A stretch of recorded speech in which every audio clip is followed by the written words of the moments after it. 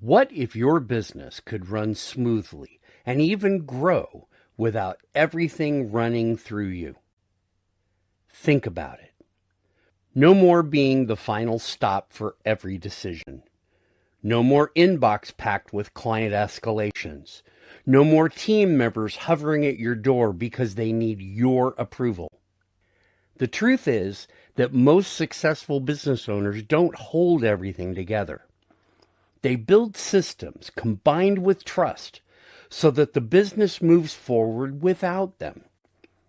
And you're too valuable to spend your days as the traffic controller.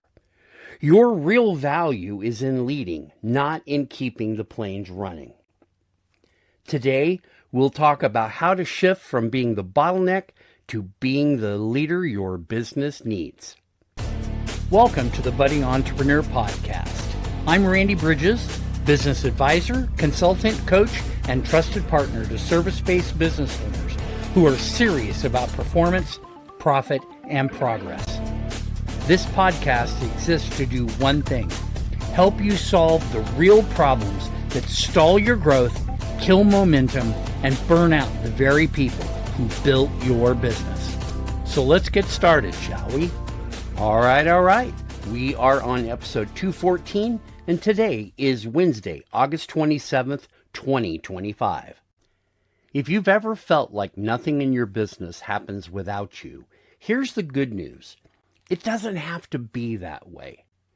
You've already built a business that runs, and now it's time to design one that runs without you in the middle of everything.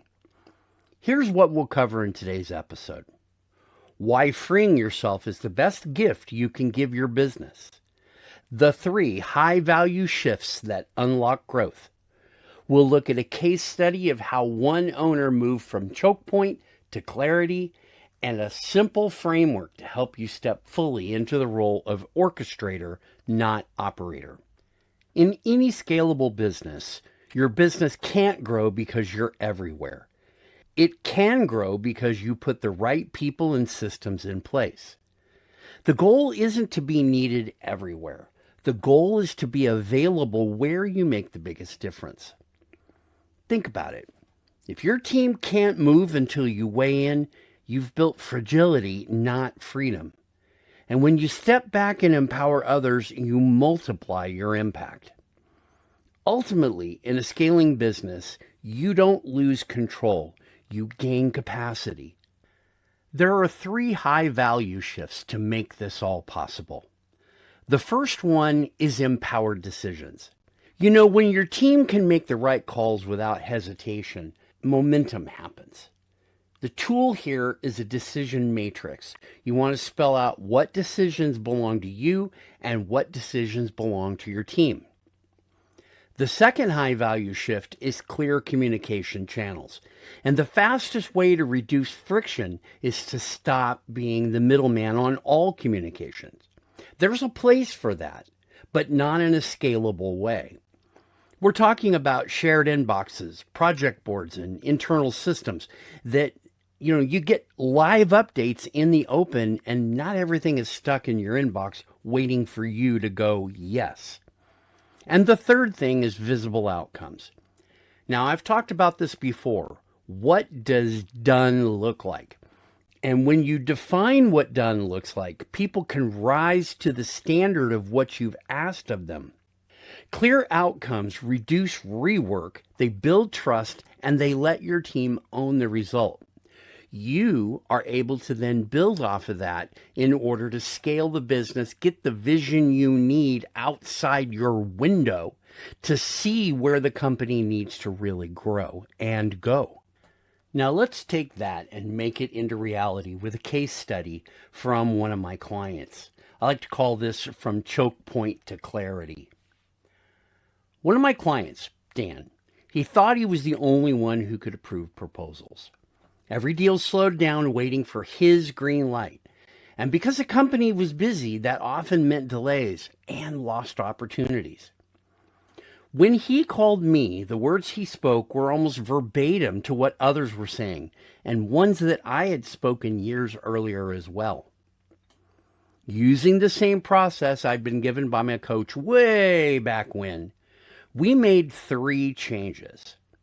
We built what done looks like standards for proposals, and we literally called them that, what done looks like, and then the proposal name. We delegated approvals under a certain threshold to the team and replaced constant interruptions with one structured weekly check-in.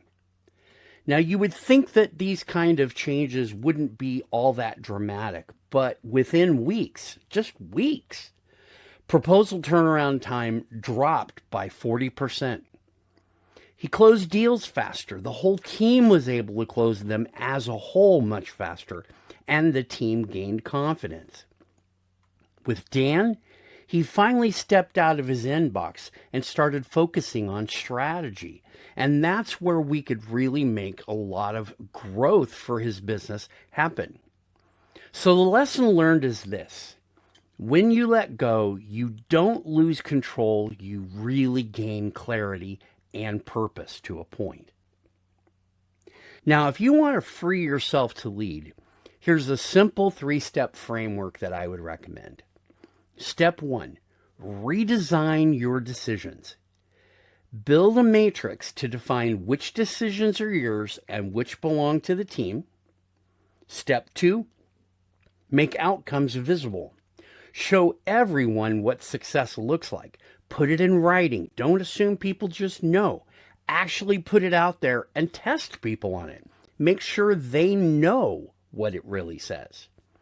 And step 3, build trust systems. You want to automate and delegate repeatable tasks that don't need to be on your desk. And then you want to measure success by the outcomes, not by how many times something crossed your desk. These 3 simple steps that you can take will help you move from an operator to an orchestrator in a framework fashion. Now, let's do a quick self-audit. Ask yourself 3 quick questions. Where am I still essential but don't want to be? What decisions and approvals could move faster without me? And how can I create clarity so that my team thrives without waiting? Now, if the answers to these make you a little uncomfortable, that's okay. It means you are outgrowing the way you used to run things. So in our closing reflection, picture walking into your business and seeing progress everywhere without having to touch every single task, without having to really do a single task. Projects are moving, decisions are being made, and clients are being served. Your team feels trusted, and your clients feel supported. You finally have the space to focus on strategy, growth, and the work only you can do. Remember, we have a simple saying here on The Budding Entrepreneur. Build it smart, run it clean, stay aligned. That's it for this episode. I hope you picked up some valuable insights and maybe even sparked a few new ideas. If you want to keep the conversation going or maybe even explore partnerships, don't hesitate to reach out. And hey, don't forget to subscribe, leave a review, and share this with someone who needs to hear it. The steps you take today could be the start of something big tomorrow. For the budding entrepreneur, I wish you the best in your health, your wealth, your business, your family, everything about you.